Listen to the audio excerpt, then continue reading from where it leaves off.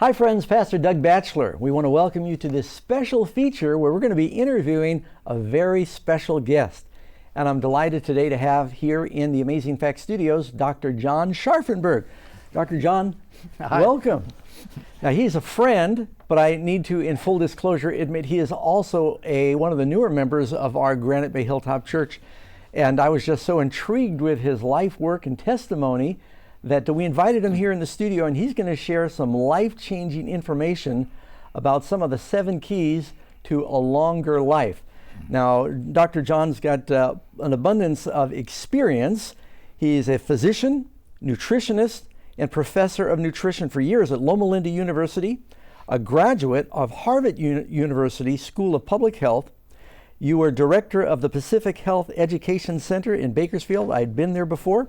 You've got special interest in health and longevity. Now, I didn't mention you were also with San Bernardino. Well, I was in charge of the San Bernardino County Health Department. That's one of the biggest counties in California. Geographically, it's the biggest. It's the biggest county. Amazing. I was on the secretariat of the Interdepartmental Committee on Nutrition for National Defense. That was the top nutritionists in the country. And we did surveys of all of our allies around the world.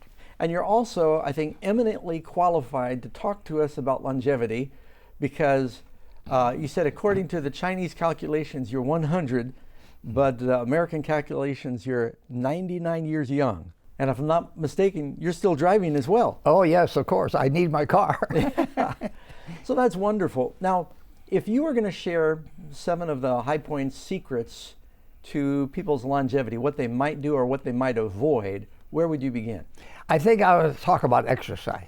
Okay. I think that's extremely important.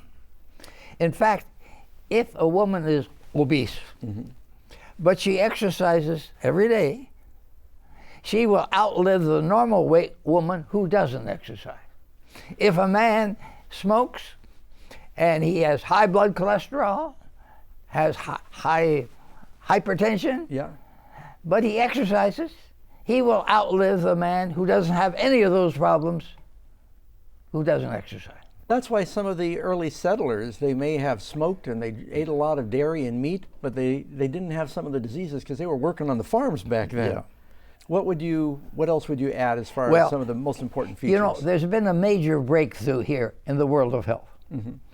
We had this Pasteur man who did the flash studies. Louis Pasteur, yeah. We discovered the germ theory. Right. Tremendous advance.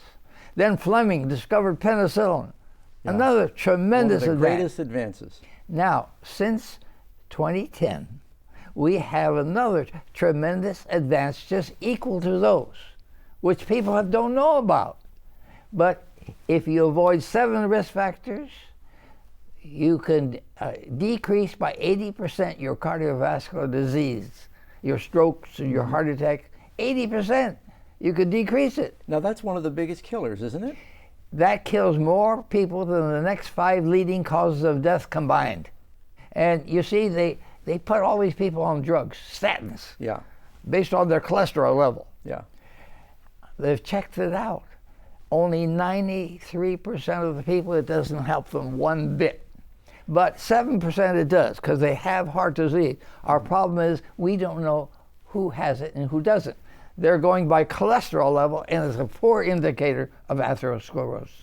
So all of this could be remedied by lifestyle changes. Yes. Now we should summarize these, what they are. Yeah. Tobacco, alcohol, Okay. inactivity, overweight, Yeah. too much meat and sugar. Yeah. Then they added to it hypertension and high cholesterol in the blood. Yeah. But you wouldn't have to worry about those if you did the first 5, because those all help to decrease the thing.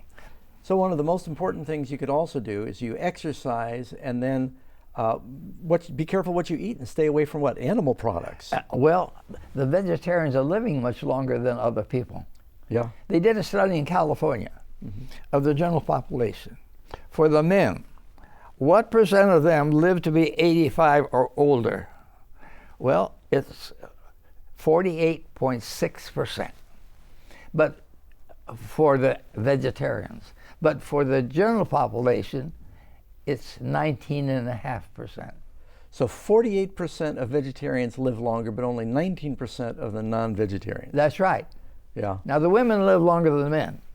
So the women, the general population, 39.3% live to be 85 or older. But for the vegetarian women, it was 60.1%. So the jury is in. If you're a vegetarian, you're going to have less disease and you're going to live longer. That's right. Now, if I remember right, the Bible says that was the original diet for man, a vegetarian diet. So it's like we were designed for that diet, and if we cooperate with that design, we're going to live longer. Yeah, that's right. Right? So we've talked about the importance of exercise, and I agree with you that we certainly should stay away from, I always say I don't like to eat anything that had a mother.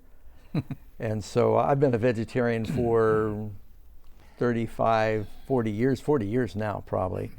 And I hope I feel and look as good as you do at 99.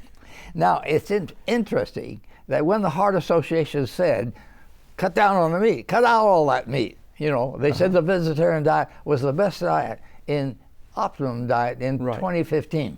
They said that. But the world, the population of the U.S., rebelled against it. So they changed it. They said eat more fruits and vegetables.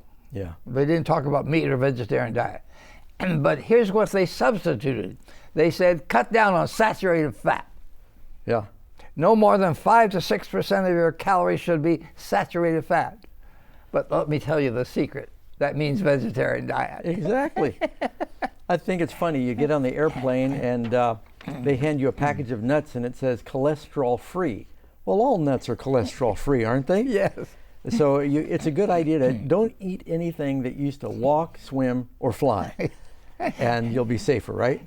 Yes. Now, I have a little chart here I want to show you. Sure. This is very exciting. Show you where the saturated fat is. Okay. The red represents the saturated fat. Okay? What has the most? Coconut. But fortunately, we don't grow coconuts here, so we aren't getting too much. But the other things are the meat fat and the dairy fat, the animal fat. And there's another one I don't have listed here is chocolate. Yeah. That's pretty high in saturated fat too. Yeah. But the butter we shouldn't be using, and the meat fat, the lard, the bacon, and that kind of thing we should avoid. That's what we need to avoid. Yeah. We should get two essential fatty acids here, the blue and the green. The blue is linoleic acid. That's in most plant fats. Okay. That's good. But the green is the alpha linolenic acid. That's not in many places. You'll find it in flaxseed. Oh, okay. But you have to grind it up because otherwise it'll go right through you. You don't get any of the oil. But these, the body doesn't make. Yeah. And we have to have them to live.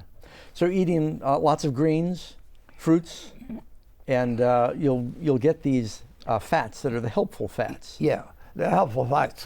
Soybean, a quart. Yeah. That will give you your linoleic acid. And for the flaxseed, that's the alpha linolenic acid. Okay. And chia seed. So some of the major things is not just what you eat, but you said we can greatly prolong our lives by staying away from tobacco in all of its forms. Yes. Of course, there's no nutritional value in tobacco in any way. I guess if a person drinks wine, they might get some vitamins, but alcohol's not good. Let me tell you about the latest study on alcohol. Okay. Dr. Max Griswold at the University of Washington did this study in 195 countries, the biggest study ever done, funded by a man who has a home just behind the university there, Bill Gates. Okay. He funded this study. Now, Max Griswold wanted to find out how much alcohol is safe. We've been saying 1 drink a day for women and 2 for men might be okay. Yeah. But his study showed 0. There's no level of which is safe. Now, he was a social drinker himself. Yeah. So he wanted to find out how much is safe. It's not a biased study. He's being objective. That's right. He's got to review his old lifestyle now because of it.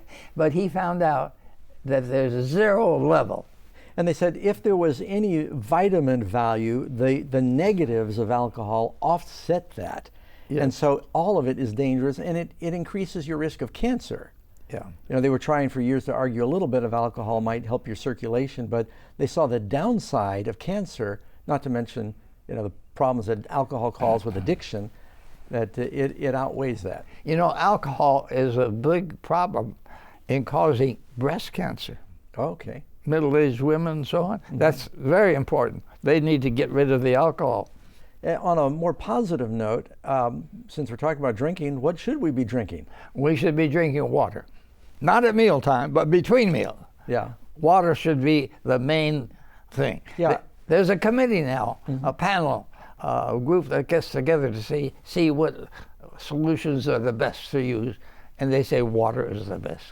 Drink, and of course in North America, you go to the typical fast food restaurant, or you go to a convenience store, and they got like 90 different things you could drink. And not only they have a lot of sugar, but a lot of them now have a lot of caffeine. Yeah. And a lot of Americans in the soda pop, the tea, and the coffee, industrial strength coffee, folks are sort of hyper stimulated. Now we should be careful of pushing some things too far. Yeah. Because too much is bad and too little is bad. Mm-hmm. Now, for example, water. Yeah.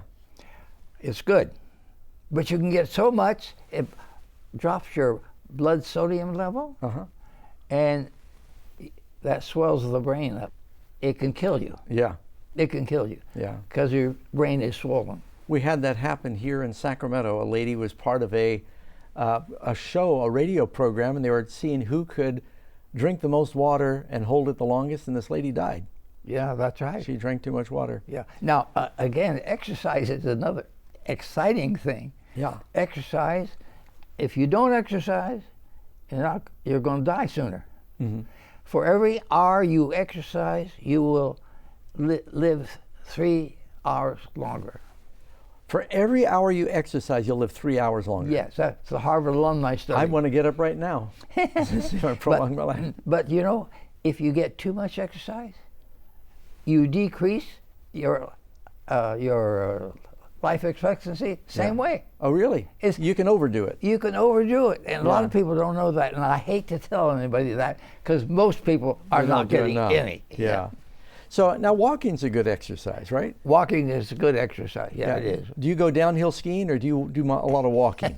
Walking. Now, I believe in useful exercise. That's the word I'm using. Gardening, farming. Gardening, yes. Useful exercise, you see. Yeah. But I think it's very important in mid-age to get that exercise. Yeah. Not so much the young people and old people. It's middle age.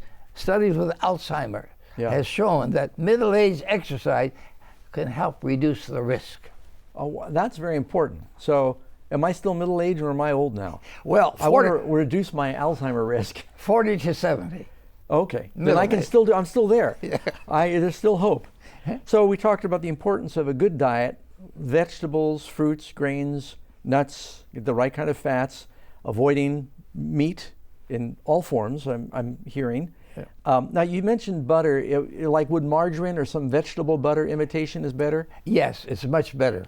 And then, but it used to. The way they did it before was hydrogenated. Right. Made trans fatty acids, which were not good. Yeah.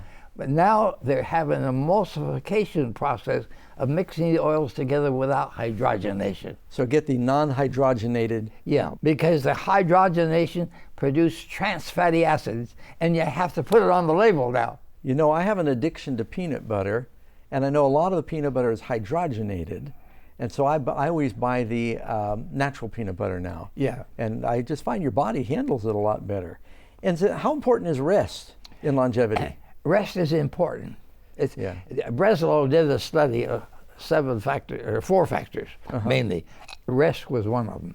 Getting the proper amount of sleep. Like 8 hours, 7, 8 hours. 7, 8 hours a night. Right. And you go to bed with the chickens at night, is that right? Yeah, I do. 8 or 9 o'clock, I'm in bed. Yeah. But I get up at 4 o'clock. So you have a good night's rest. Yes.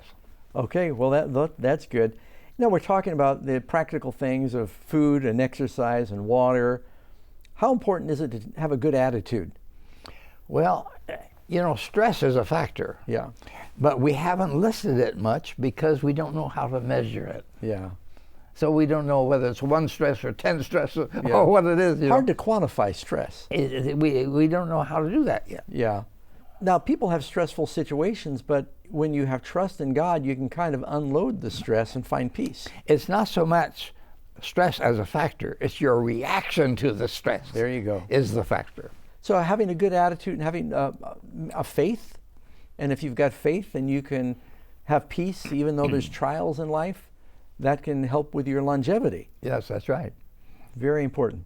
What else do you have to share about some of the keys for longevity? Well, one of the things that people don't hear about is childhood problems. Yeah. ACEs, adverse childhood experiences. If you have 6 of those, you might lower your life expectancy 20 years. What would be an example of one of those? Not taking care of your kids emotionally. Yeah. You're oblivious of them in the house. You aren't spending any time. They need love and attention. Yes.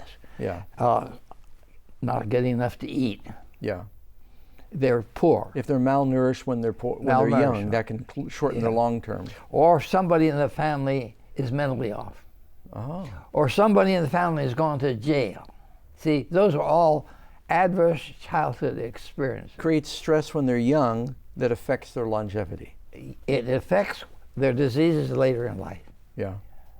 It's very exciting Yeah. how most diseases that you have in adulthood have started in childhood. So it's very important for parents to try and create a healthy environment when kids are young for their longevity. Now, there are some young people who are resilient and can overcome the bad effects. Yeah. If they have good mentors, Yeah. religious people, or people who take them out into the country more, outdoor exercise and things. That's great. It's a challenge for us then to become friends with kids that might be in these high-risk situations, be good mentors to them, help them get in healthy environments, and you can prolong their lives. That's right. Understanding how the brain operates in early childhood is extremely important. That's where public health needs to put its money to make sure these kids have good mentors. Well, so we've talked about some things to do to lengthen your life and avoiding tobacco and alcohol, obesity, and of course one of the big killers in the world is diabetes right now, and it seems like it's an epidemic. But see, with these 7 risk factors, diabetes is decreased 88%. By simply addressing the diet issues and the lifestyle. The lifestyle. Yeah. So some people can reverse their diabetes, certain types? We know we can reverse it. We can even reverse atherosclerosis. Really? Yes. There's a doctor in San Francisco. He took patients with clogged up coronary arteries, and he fed them proper diet. He put sacks of food on their doorstep. So for a year, he checked them out, and it decreased the atherosclerosis in the coronary arteries tremendously. By changing their diets? By changing their diet. Well, I know people that have been diagnosed with that, and they got on a healthy exercise diet regime, and their arteries cleared out. So I've heard testimonies of people that have had that experience. I understand that many people have heard of the blue zones. And they did a study of different spots in the world where people seem to have better longevity, and they came up with 3 or 4. I heard of Sardinia in the Mediterranean diet. Okinawa, Japan. But then they said that in North America, it wasn't so much the location as the faith of the people that live in Loma Linda, and that's where you're from before moving here to Sacramento, that they have just an extraordinarily high number of old people. That's right. That not only they live long, but they've got a high quality of life and they're active for a long time. Exercise is extremely important. We think religion has something to do with this too, but it's hard to measure it. They have a questionnaire that they went out to a lot of people, and they say, put down 0 to 10. Okay? Do you believe in God? Well, for most of us, it's either 10 or 0. Yeah. There's not any between halfway. Yeah. So a lot of those questions I didn't think were applicable to me. Yeah. I think we know that having a good social network and relationships is an important factor in health. And they say married people live a little longer than unmarried, typically. The question to ask about social relationships: do you have 1 or 2 friends that you can borrow money from? If you can, that's a good social relationship. I also like you because I know you've got a sense of humor. And I think that, what do they say, a merry heart does good like medicine. That's right. So I'm going to make your friend and you'll lend me money? Is it? So if, in concluding, anything else you want to share that you think that you'd like to say to the viewers you think is an important factor in longevity? Well, as a nutritionist, my job is to make things concise and simple. So I will give you a university course in nutrition in 1 sentence. All right. Here it is. Eat at the proper time. That means no snacking. Yeah. Eat at the proper time. A variety, not 1 meal, but over 10 days, to make sure you get all the nutrients you need. Eat at the proper time a variety of natural, non-processed foods in quantities for ideal weight. That's all you need to know. Now we're going to have to put that sentence on the screen because that, I think, that summarizes, I think, an important lesson in health. But you're going to tell me something else maybe about cholesterol. Yes. When you go see a doctor, you ask him, how's my cholesterol? He says, you're okay, don't worry about it. That's not enough. You got to know some figures.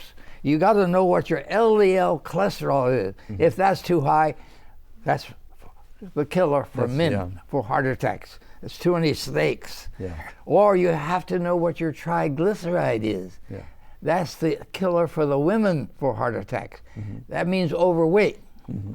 But not only that, the triglyceride tells you the size of the LDL particles. Okay. There's 2 kinds of particles. One is light, buoyant type. If that's high, you only have twice the risk of a heart attack. But if the small, dense type are there, you've got 7 times the risk of a heart attack. Wow. But if the triglyceride level is high normal, you've got 90% of your LDL particles are the bad kind, small, dense type, like the diabetic has. Now, what is the good kind? Isn't there a... Well, the HDL, they said, was good. Okay, but it's not as good as we used to think. Okay. We think now it has nothing to do with heart disease. Oh, okay, that's good to know. I think people need to hear that. But you need to know from the doctor what your triglyceride level is and what your LDL cholesterol is. So don't just say, if he says, oh, cholesterol's okay, don't walk away with that. Find out what the details are. Yeah, right. Because that makes a big difference. Yes. And now we mentioned the air and the sunshine briefly, but I guess the way to get the right amount of vitamin D and fresh air is, you said, do your exercise in a practical way. I mean, maybe go outside and do some carpentry or do some gardening. Well, if you're outside, you get the sunshine. Yeah. Most work is done inside. The window keeps the vitamin D from getting into you see. But older people have a hard time because it has to go to the cholesterol in the skin, goes to the liver, goes to the kidneys, it all changes, forms it's actually a hormone. Yeah. But we call it vitamin D. Right. Okay? But older people, these things are all working at half speed. So they aren't getting it. They're going to have a supplement. So it's okay to take, I take a little vitamin D gummy every day. That's right. That's good. So, and if you are out in the sun, put on sunscreen, especially if you're a higher risk with your... But not for the first 20 minutes. So get 20 minutes of sunshine. Yeah. And then you might put on the sunscreen and be more careful about your exposure. That's good. It probably also matters a little bit what part of the planet you're on. You're not going to get as much direct sunshine in Alaska as you are in Guam. And I know I was in Australia and I walked for a few minutes with my shirt off just to get some sun. I got burnt just about in a couple minutes. Everybody living north of, say, Washington, D.C. or New York City, those people are all deficient in vitamin D, practically all of them. If they're not taking a supplement. If they're not taking a supplement. Oh, see, that's very helpful to know. Now, I'm speaking more often now to people who are total vegetarians, don't use milk or eggs. Yeah. Now, how do you get your calcium? Yeah. The EPIC Oxford study showed there's more fractures of the bones in those who don't get enough calcium. Okay. But if you get, say, 525 milligrams a day, you have enough. You have no excess risk of a fracture. Yeah. Now, how do you do that? Natural way. You cut your salt intake in half. That controls the excretion of the calcium. Oh. See? And second thing is, make sure you get enough vitamin D, your blood levels are up properly. You will absorb 2 to 3 times more. So there's things we can do naturally That's to fascinating. get the calcium without taking a pill. So some people are maybe struggling with osteoporosis because they ate so much salt, they weren't keeping enough calcium. That's right. Interesting. I'd never put those two together. So is there a way to get calcium naturally through foods? Well, you have to avoid the foods that have lots of oxalic acid or phytic acid. That combines with calcium to make calcium oxalate, which is insoluble salt. You can't absorb it. Yeah. So you don't avoid the foods. You still use the foods for other reasons, but don't count the calcium in those foods as being very good for you, because you're absorbing it. Yeah. So there's other ways to get it. There are some foods that don't have it. For example, soy has some oxalate in it, oxalic acid, but it's absorbed well. Okay. We don't understand that yet, but it's absorbed very well. So soy is a good thing. Soy is a good thing. Okay. I recommend, one of those boxes, 1/4. Okay. 100 grams. Yeah. There's 400-gram box, 100 grams a day of tofu. Oh, wow. I think it's so good for you. Okay, that's good to know. Now I'm a vegan vegetarian, so I'm concerned, make sure I'm getting my calcium. I heard something this week that pistachios have all the natural proteins that you might miss if you weren't eating the B9 and stuff that you wouldn't get from meat. I heard pistachios are a very good source of that. Pistachios are good. Yeah. They're expensive, but not so bad in I California. buy them shelled too. Yeah. They are expensive, but they're good. So Dr. Scharffenberg, I want to tell those who are watching, we have a special offer. I got it stuck here in the Bible.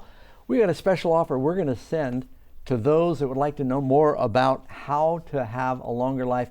And it has these health secrets. This magazine is actually called the Amazing Health Facts magazine.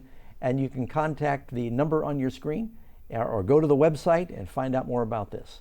Well, thank you so much, Dr. Scharffenberg. I think this has been very invigorating. And if people will practice the things that we're talking about now, that would probably reverse the health crisis and all the money that's being spent. It would, I think, help the economy. It would help the families. It could turn the country around if they would follow these practical tips on lifestyle changes that would give them more abundant life. And we want to thank you so much for coming in today. God bless you.